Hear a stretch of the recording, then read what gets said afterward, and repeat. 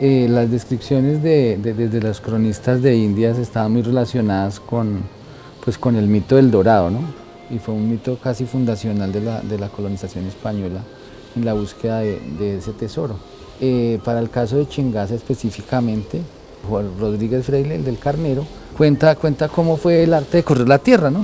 Entonces nos cuenta que es un ritual que empieza en Guatavita, pasaba por Martos, llegaba a Ciecha, Ubaque y la laguna de Texacá, que queda en el páramo del Verjón. Pues cita el macizo y toda la ladera de cómo se comunicaba este valle del Río Negro con el Guavio. Hacen la referencia a las lagunas y al agua, digamos, y pues Chingaza es eso, lagunas y agua. Entonces desde esa mirada los cronistas, Chingaza es como podría decirse, como un gran parque comunitario a donde accedían todos estos cacicazgos aledaños. La etimología del nombre Chingaza nos dice que es algo así como mitad de lo ancho, palabra muy importante por cuanto parece determinar la anchura de los dominios de los antiguos cundinamarqueses. Pues Chingaza, si es la mitad de lo ancho, si es el centro de qué? Entonces, pues claro, es el centro de todos los valles, ¿no? Por un lado está el Valle del Guavio, el Valle del Río Negro, el Valle del Guatiquía. En la mitad, en ese centro, está ese páramo y está ese gran macizo. ¿Quién vivía en ese páramo antes de que llegaran los megaproyectos y las obras de infraestructura hídrica para la ciudad? Nuestra familia, mi padre tenía una finca arriba donde ahora está la cabaña de Ciecha. Mi padre la adquirió por allá por el año 1936 y se dedicó, pues digamos, a colonizarla, a hacer rocería con asadón, bocabajeando para poder empezar a sembrar. Lo primero que llega aquí al páramo es Cemento Samper, y Cemento Samper llega a explotar la piedra caliza en Palacio. Después llega el acueducto.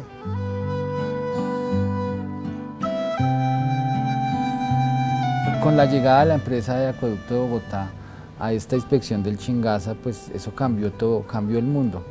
Esos campesinos no podían seguir desarrollando su vida en ese valle, porque todos esos valles eran el objeto de la obra. Sí fue un quiebre, digamos, en la historia de las comunidades campesinas que debieron salir de allí, debieron vender sus tierras, no siempre fueron unos precios justos, no fue la manera como de las mejores maneras.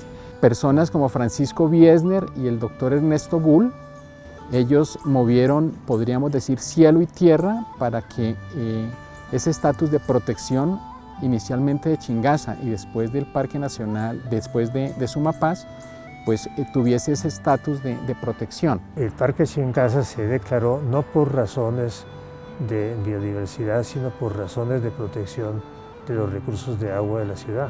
Eso se hizo porque ya existían unos planes del acueducto de Bogotá, dirigidos por un señor que se llamaba Francisco Wiesner, que era un ingeniero que había dedicado toda su vida a tratar de planificar la provisión de agua potable cuando Bogotá tuviera millones de habitantes. En ese momento, cuando él empezó a trabajar, Bogotá tenía como 800.000 habitantes nomás. En Colombia hace 40 años hay dos hechos. Primero, un país muchísimo más pequeño desde el punto de vista económico y obviamente muchísimo menos poblado, y por consiguiente tenía una presión ambiental y social mucho menor sobre todos sus ecosistemas. En segundo lugar, en esos años hubo una gran reforma ambiental. Se tuvo la gran visión de declarar 18 parques nacionales al mismo tiempo. Fue una decisión de unos colombianos visionarios que tuvieron clara la importancia de la conservación de estas áreas para nuestro país. Era el gobierno del presidente Alfonso López Miquelsen, siendo director del INDERENA el doctor Julio Carrizosa Umaña. El Parque Nacional Chingaza está ubicado en los departamentos de Cundinamarca y Meta, 7 municipios de Cundinamarca y 4 municipios del Meta.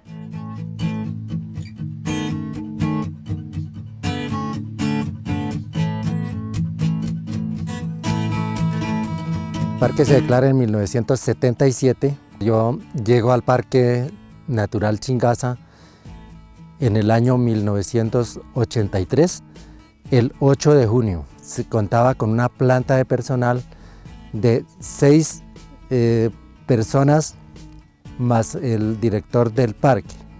Realizamos las actividades como recorridos de control y vigilancia, retiros de ganado, control de caza en el área. Le ponen hojarascas bien que se tape aquí, hojarascas y llega el borugo y ¡pum! ¿Sí? Después de que caiga en una trampa ahí.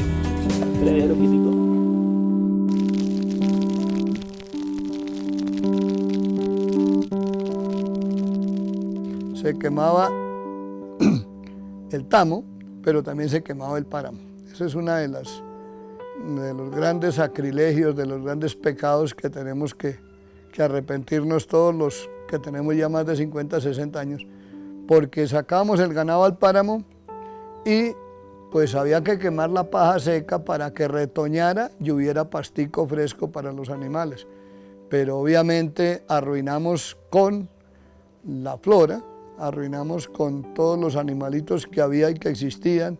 Hubo un incendio muy grande que cubrió desde el lugar de Piedras Gordas hasta las Cuchillas de Siecha y el sector del Ángulo.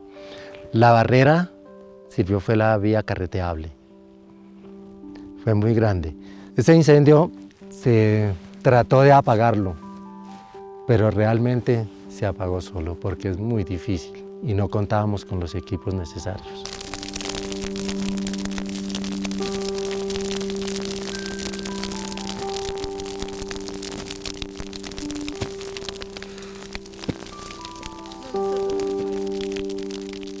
No contábamos con un GPS, no contábamos con radiocomunicación, no contábamos con medios de movilización, totalmente estábamos aislados de todo.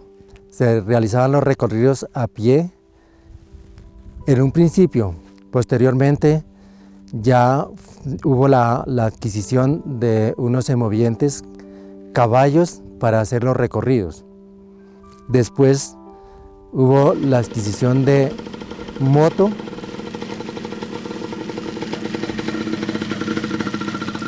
¿Cómo vino a ser el cuento del conflicto armado ya cuando sobre los años, digamos, 80, 90 y parte del 2000 hasta el 2004, 2005? Igual Chingaza pues estaba invadido por el Frente 52-53.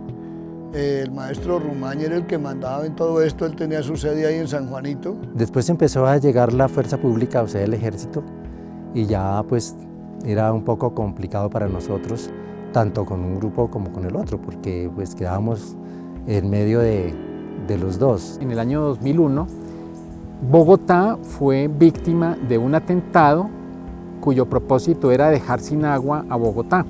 Entonces ya empezó a llegar más ejército, había una unidad móvil que se movía por todo lo que es Chingaza y duraron por varios años acá, ¿sí? Entonces estuvieron en la mina de Palacio, estuvieron por toda esta zona, haciendo como control.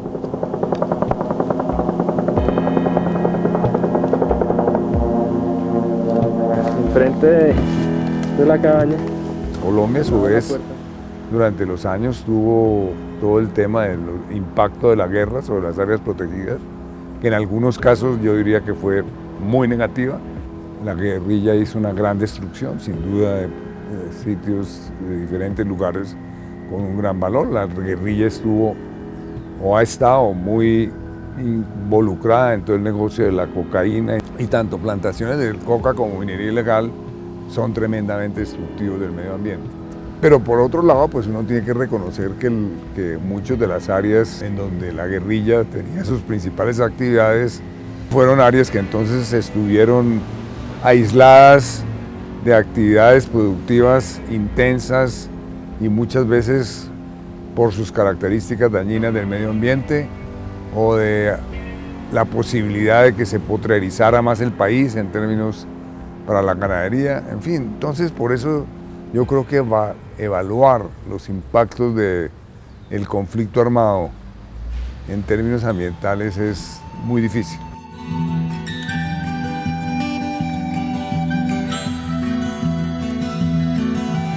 Mi experiencia cuando fui gerente de Inderena, en mi experiencia como ministro del Medio Ambiente, muy claramente me enseñó que los parques nacionales en gran parte se debe a unos funcionarios con una gran pasión, con una gran convicción, con un gran compromiso por la protección de esos parques, que han encontrado en los parques una forma de vida muy satisfactoria para ellos, pero que esa vida muy satisfactoria para ellos y que yo creo que es envidiable en muchos sentidos, ha significado también con frecuencia unos sacrificios personales. Yo pienso que va a tocar hacer como un monumento a los guardaparques en algún momento, ¿no? Porque el hecho de que en medio de todo lo que ha sucedido en estos 70 años, ¿no?, de todas las tragedias que hemos presenciado, el Estado haya mantenido una estructura tan sumamente refinada internacionalmente como el sistema de parques nacionales, pues es casi un milagro. Y los que han fabricado ese milagro en la tierra son los guardaparques. Los guardaparques son como una secta de místicos medio ermitaños que tienen un conocimiento profundísimo de la ecología, de las áreas protegidas, que tienen una ética muy especial. Es un modo de vida privilegiado, no necesariamente bien remunerado ni reconocido. Creo que el papel del guardaparque, el oficio de guardaparque, debe ser un oficio reconocido y agradecido por todos los colombianos, porque gracias a ellos tenemos un trabajo que hace que se vincule a la comunidad a la conservación de los parques y se proteja de manera fundamental estas áreas que son trascendentales para Colombia.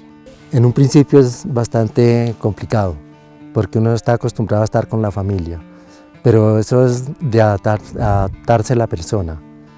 Ya se va adaptando tanto la familia y uno al medio. Chingaza es interesantísimo porque es el punto de conexión entre el Valle del Magdalena, en el que está Bogotá como cuenca, y la región de Orinoquia, donde está Chingaza. Si no existiera el Parque Chingaza, si no existiera esa protección verde, indudablemente que los vientos tendrían una característica muy distinta. Primero, seguramente estarían muy secos y por otra parte aportarían erosión, digamos, del suelo hacia Bogotá y no cumplirían con esa función. Entonces, este servicio de la cobertura vegetal que hay en la cordillera y que está protegida en el parque es muy poco perceptible, no somos conscientes de eso, pero es importantísimo para la ciudad. Estamos hablando de que tiene hasta hoy 400 especies de aves, 134 especies de mamíferos, hay nuevas especies de anfibios, hay una diversidad en plantas extraordinaria. Todos los parques del sistema de parques de Colombia son importantes, pero podríamos decir que por todas estas razones, Chingaza es un emblema del sistema de parques nacionales. Chingaza es fundamental para Bogotá, ¿no? Y yo pienso para todo el sistema es un ejemplo de cómo los parques lo que están protegiendo es la totalidad de los sistemas, no solamente por razones de protección de la biodiversidad, por ejemplo, sino también por razones de protección de la estructura ecológica. Y esa estructura ecológica interrelacionada con una estructura social y política, porque si no hubiera existido Bogotá con ese 1 millón de habitantes que en ese momento tenía, tampoco el parque hubiera sido visto como una prioridad. Los esfuerzos económicos que hace el país para su sistema de áreas protegidas y de parques nacionales son absolutamente miserables, lo tengo que poner en esos términos, porque para una red territorial que ya casi tiene el 14% de la que depende la biodiversidad, los servicios ecosistémicos de los que vive la agricultura, el agua, las inversiones que hacemos son realmente insuficientes. Hay que decir que Bogotá se porta muy mal con el páramo Chingaza y con el páramo Sumapaz. La ciudadanía de Bogotá no paga por esos servicios ambientales. Es ridículo la ínfima cantidad de recursos económicos que recibe el Parque Chingaza de la ciudad de Bogotá. El Parque Chingaza tendría que estar extraordinariamente bien financiado para todas sus actividades de protección. Es necesario por eso que Bogotá, que los 11 municipios, los 2 departamentos y todos sus habitantes sean conscientes de que Parques Nacionales, como una entidad del orden nacional, no es la única responsable de la preservación del parque, sino que es responsabilidad de todos.